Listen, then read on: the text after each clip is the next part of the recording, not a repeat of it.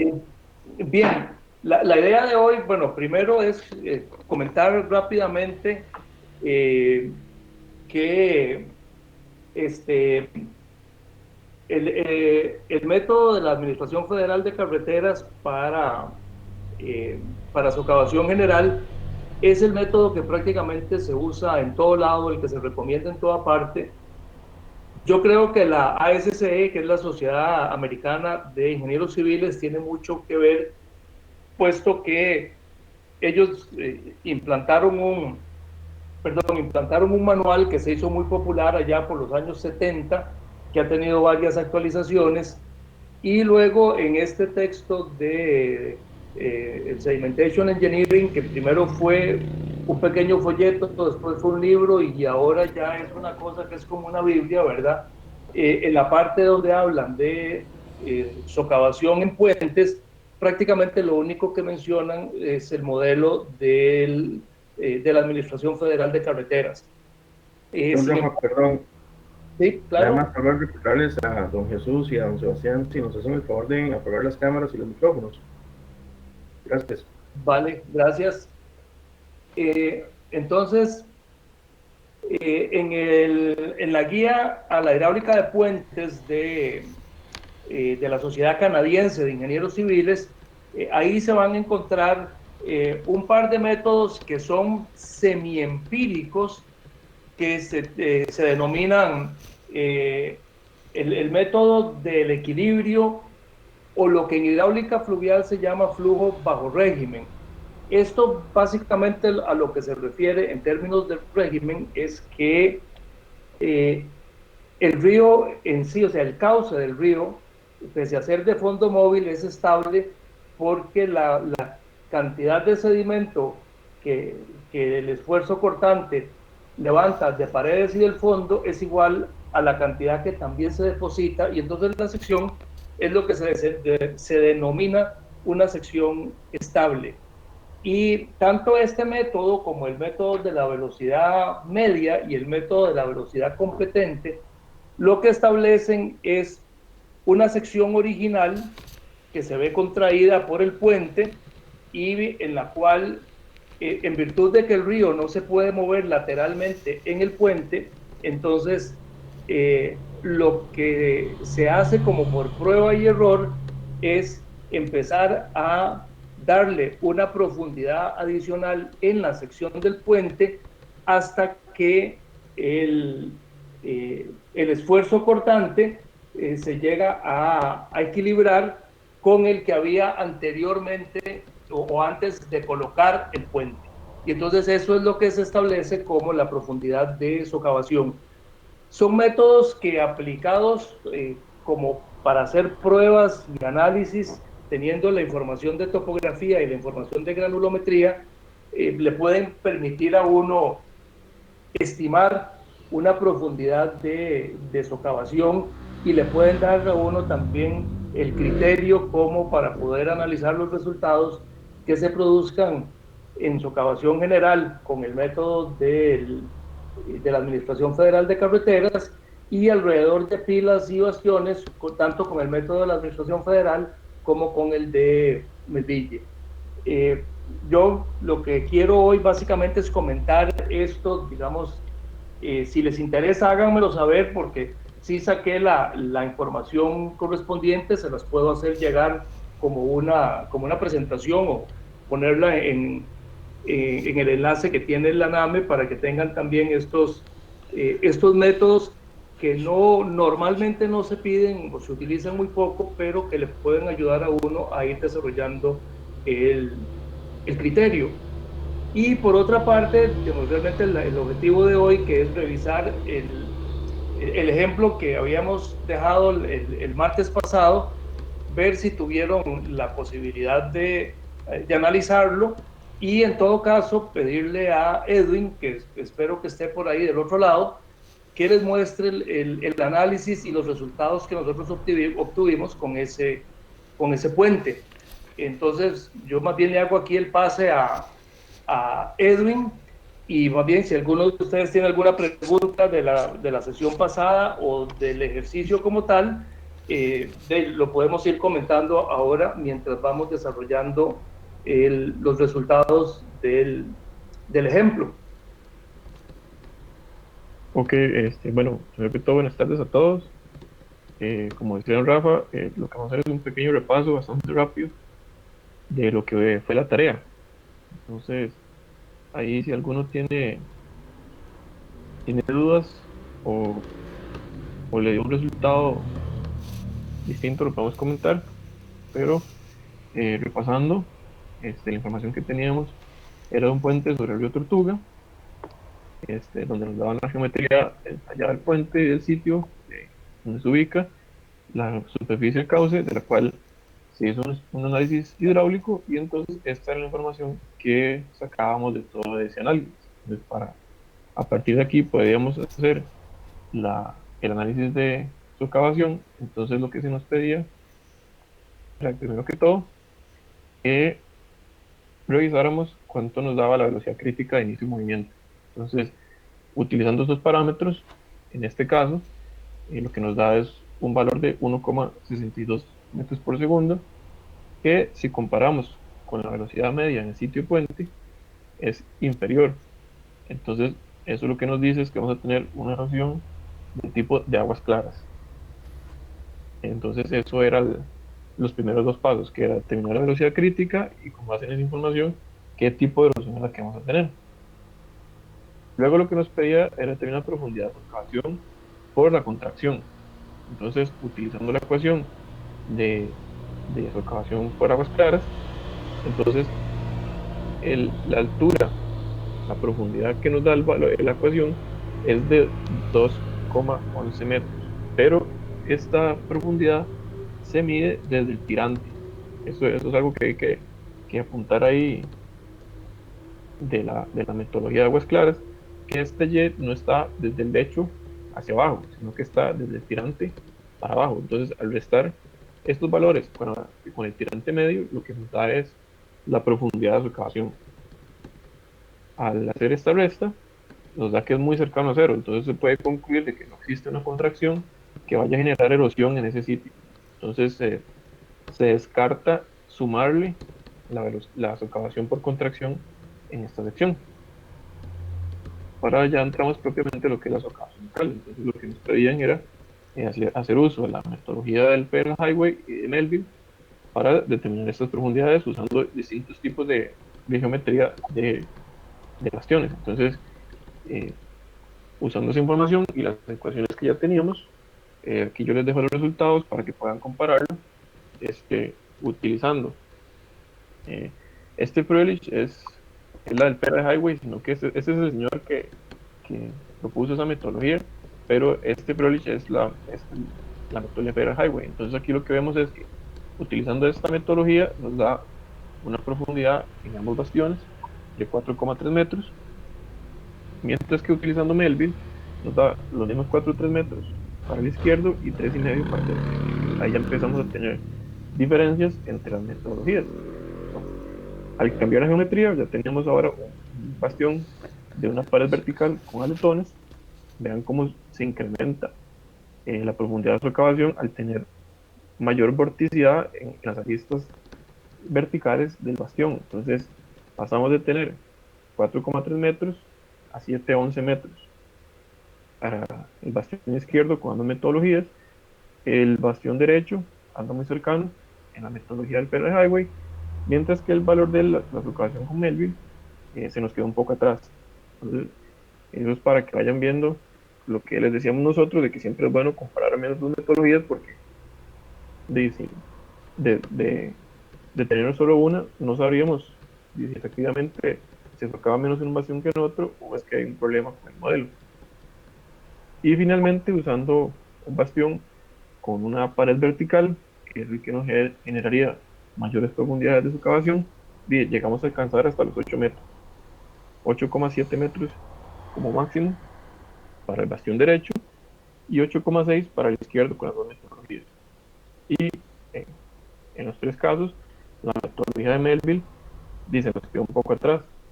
Entonces, al final, después de este análisis, como se eligió utilizar un bastión con taludes, lo que se decidió, dado que los valores rondaban el 4,3, se decidió hacer, bueno, se decidió reportar que la profundidad máxima potencial de su cavación iba a ser 4,3 metros. Aquí es importante recordar que, bueno, siempre a la socavación local se le debe sumar la socavación por contracción, solo que en este caso no se hizo porque se determinó que era primero que todo por agua clara y que la contracción no generaba erosiones. Entonces, en este caso solamente se reporta la socavación local en cavación. Y eso sería la tarea. No sé si alguno tuvo valores similares o diferentes, también podemos comentarlo. Y en dado caso, no sé si tienen o les quedan dudas.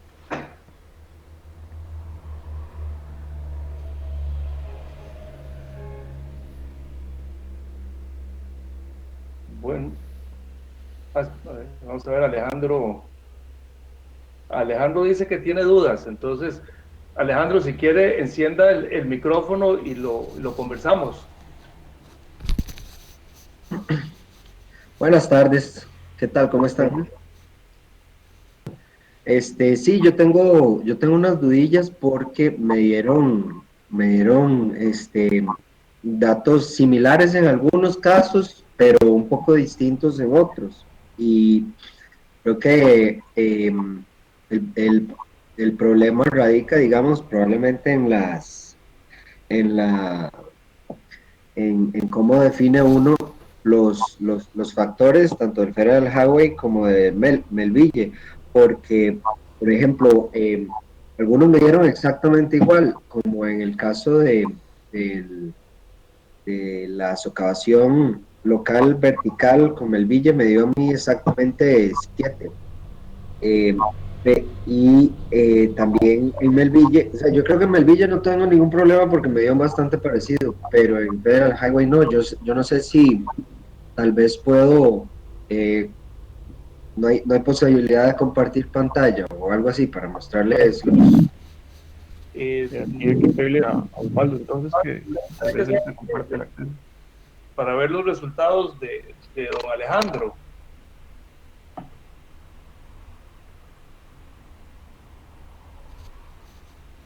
Osvaldo. Vamos a ver. Sí, permítame. Es de Alejandro. Sí, Sí, Ok, listo. ¿qué hago? ¿Tengo que hacer algo? ahí le debe aparecer eh, un emblema adicional a la derecha, ahí de compartir pantalla. Habilitar, bueno, sí, ya lo vi, sí, Ajá.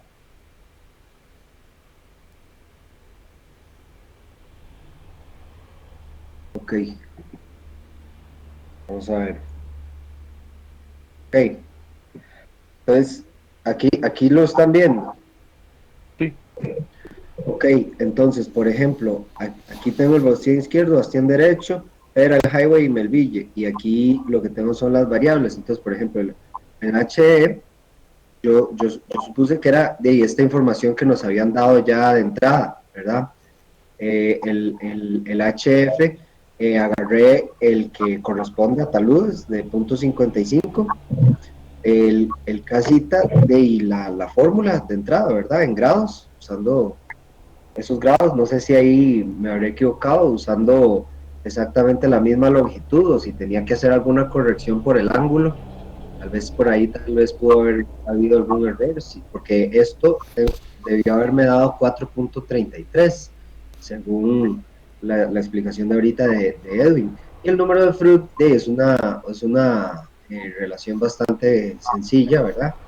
De velocidad y altura, ¿verdad? ujú. Entonces, no sé si será tal vez algún error de decimales, pero sí me está dando algunos diferentes y no sé a qué se deberá el error. Ok, vamos a No sé ver. si, no sé si podrían verificar ahí que los coeficientes sean diferentes o qué, porque esto es nada más una,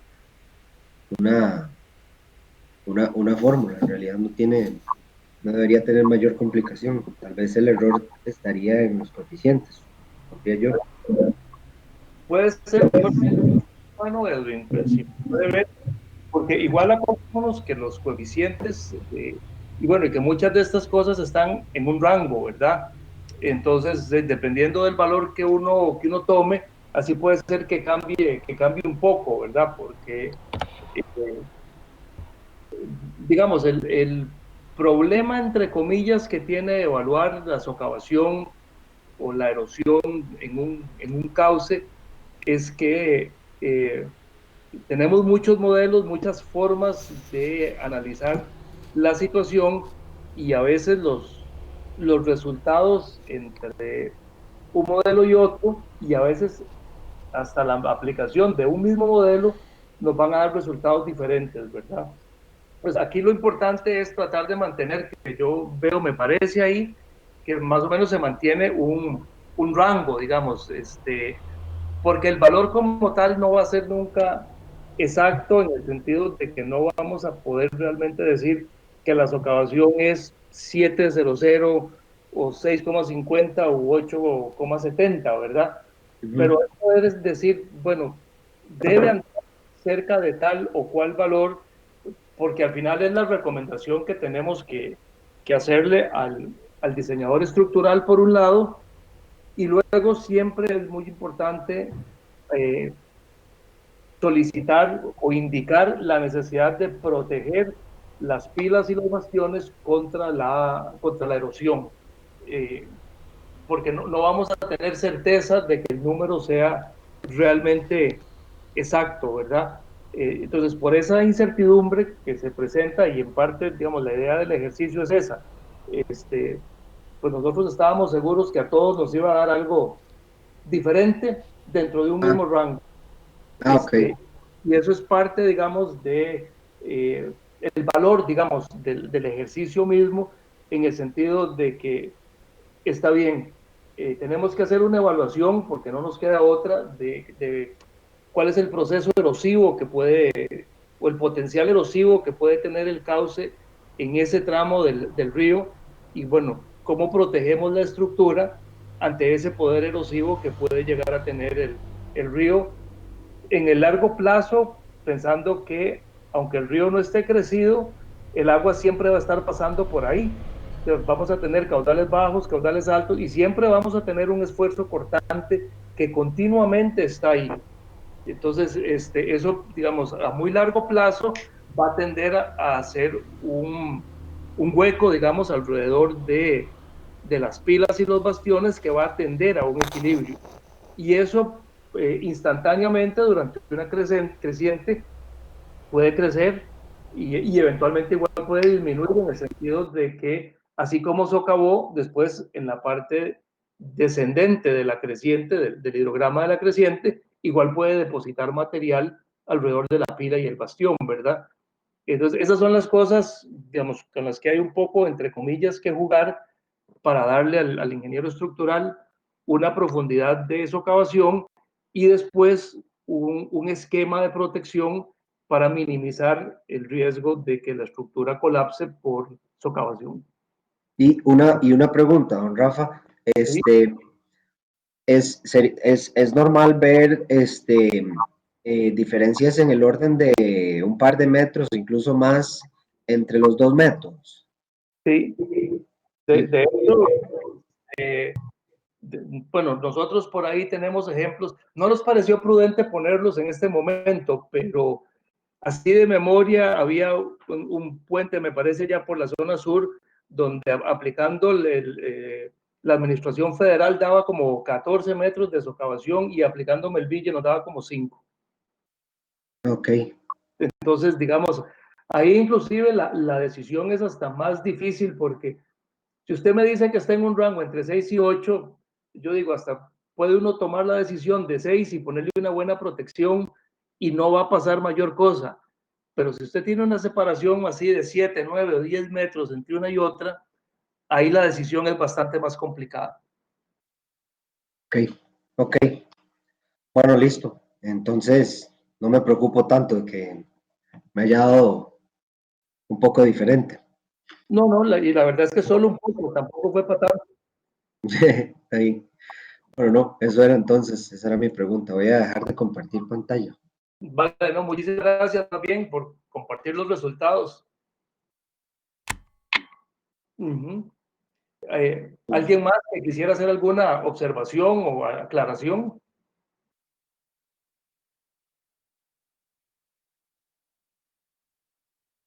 Don Rafael, Sí. ¿cómo hace uno para calcular la socavación en caso de pilas con el método del Federal Highway? Que no lo vi. O sea, con Melville, pues sí vienen coeficientes y otras cosas específicas para ese caso. Sí, bueno, el método del Federal, sí, ahí está, digamos, tiene una profundidad de socavación cuya relación, o sea, lo que tienen del lado izquierdo, la ecuación es la profundidad de socavación con respecto a la profundidad de flujo aguas arriba del puente, o sea, en la sección de aproximación al puente. Y luego tiene un factor, digamos, los canadienses lo ponen con 2, los gringos lo ponen con 2.27 y ponen igual una serie de factores como los de Melville, que tienen que ver con la forma de la pila, su geometría, su longitud, y eso se multiplica por el ancho de la pila dividido entre la profundidad de flujo, y eso, así de memoria, creo que en el Federal está elevado a la 0.41 y se multiplica por el número de Froude elevado a la 0.63. Esa es la ecuación que me parece que la habíamos puesto, tendría que revisar ahora, pero creo que la habíamos puesto en, tanto en la presentación que preparé yo como en la que preparó Edwin del ejemplo. Es muy similar a la que tiene Melville, solo que Melville tal vez lo tiene un poco más explícito porque tiene una profundidad inicial que se estima en función de una relación también de profundidad y de geometría, y después tiene todos los parámetros que, entre comillas, castigan esa profundidad, la incrementan o la disminuyen en función del sesgo, de la geometría, de las condiciones o características del flujo.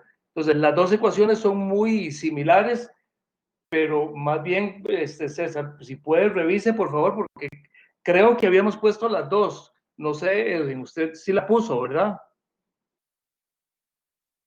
Sí, ahí venía con los factores tanto para pilas como para bastiones.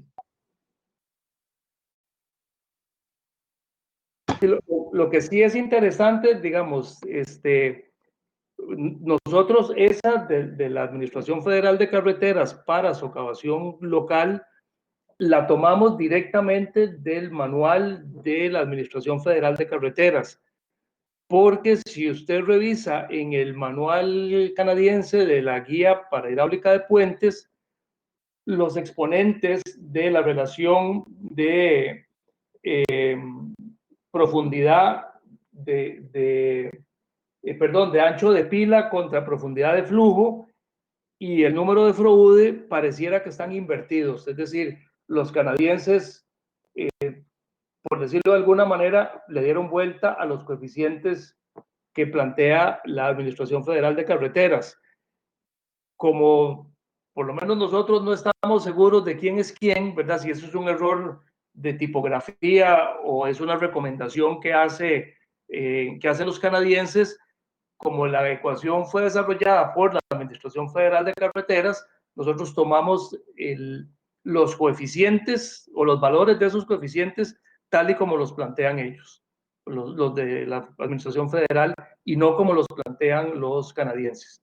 Esa es tal vez como la única recomendación por si lo quieren revisar, y la verdad no se me había ocurrido, pero ahora armando el material para este curso, hablaba con Edwin de que podíamos nosotros hacer un análisis de sensibilidad de las dos ecuaciones, cambiando esos coeficientes, a ver si da parecido o cuál es el impacto de esa modificación de los valores de los exponentes, ¿verdad? Pero en todo caso, César, si la información no está, indíquemelo y, y nosotros lo agregamos o lo ponemos ahí en, en, en el material. ¿Ok? Gracias, don Rafa. Tal vez sí fue un tema de interpretación, porque sí, claro, volví a revisar el material y sí está. Tal vez lo que pasó fue que no comprendí que aplicaba para pilas, porque de manera explícita pues no lo dice. Ah, no, sí, digamos, aplica para pilas, porque ahí veo que José Pablo me dice que vienen los factores para bastiones, pero para las pilas específicamente no están. Creo que están en el ejercicio que planteó Edwin. Digamos, yo puse la ecuación general para discutirla y luego en el ejercicio que planteó Edwin, el material que presentó Edwin, están los valores para pilas y bastiones. Yo tengo la misma observación que José Pablo, porque cuando yo estaba preparando la hoja, no los encontré. Ah, bueno, entonces los vamos a buscar y los vamos a agregar para que lo tengan completo. Creí que lo habíamos puesto, entonces me disculpo por ello y ahora los reviso y lo completo. Entonces lo que podemos hacer es completar las presentaciones, siguiendo las observaciones, pero también lo que acabo de hacer es que le acabo de enviar a Osvaldo el manual del GEC 18 para que además de las presentaciones tengan directamente el manual como fuente de consulta, Idea. porque siempre es bueno, siempre es bueno tenerlo a mano. Entonces, ahí tal vez Osvaldo, después de la clase de hoy, se los pueda compartir para que todos lo tengan a mano y puedan tener la referencia directa de las metodologías. Siempre es bueno tenerlo para no solamente ver las ecuaciones, sino también los supuestos y los parámetros en los que se basan.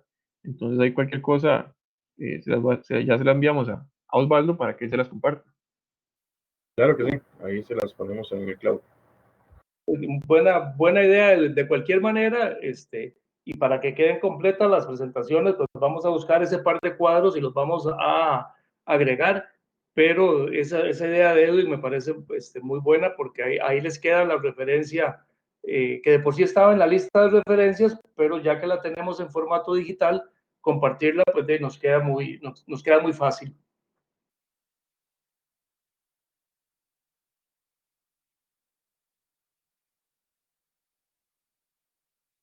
Pura vida.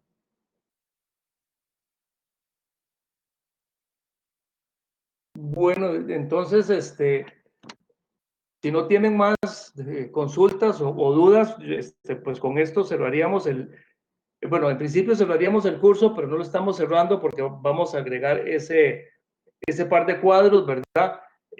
Para que les quede la información completa y esperemos que el material les sea de utilidad y pues nosotros quedamos a su disposición vía correo electrónico o llamada, eso no sería ningún problema. Este tema pues es un tema muy interesante y a menos que uno esté constantemente encima de estas ecuaciones y estos modelos, se rumbra con facilidad. Así que si en algún momento necesitan algún apoyo, por favor, con toda confianza nos pueden escribir o llamar o nos buscan ahí en la U, ahí estamos, el contacto por medio de la NAME y con todo gusto los apoyamos en esta aventura que es muy interesante, muy emocionante y de hecho pues es incluso fuente de muchas investigaciones hoy en día en términos de lo que es el proceso de arrastre de los sedimentos. Yo sé que en este momento no es como el mejor lugar, pero en China hay creo que está en Pekín, me parece, un centro de alta tecnología especializado única y exclusivamente en el análisis de producción, transporte de sedimento, erosión y socavación, que trabaja en coordinación con el laboratorio de ingeniería hidráulica que está en Delft, que se llama Deltares, que también es uno de los mejores del mundo y que es el Laboratorio de Hidráulica de la Universidad Tecnológica de Delft.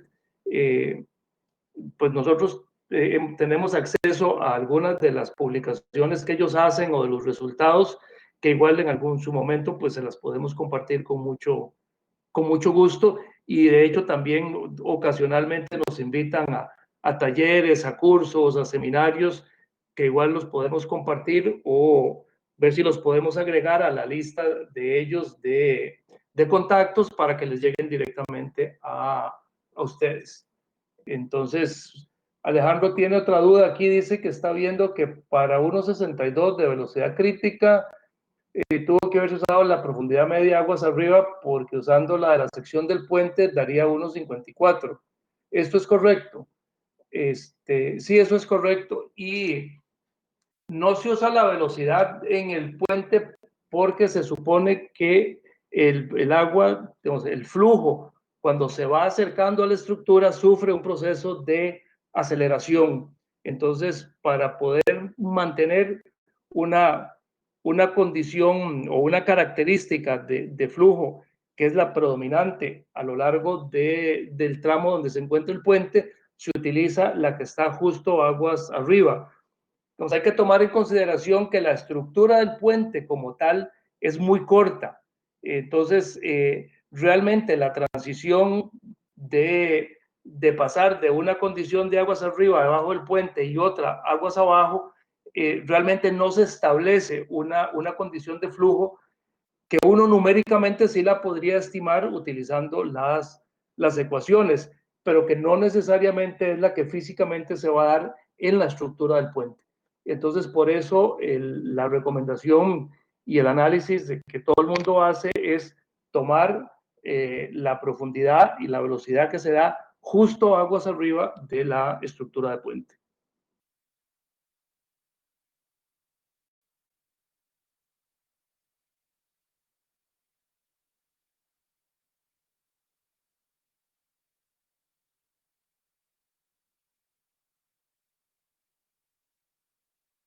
Buenos días, pues entonces, si no hay más consultas, pues daríamos por concluido el curso.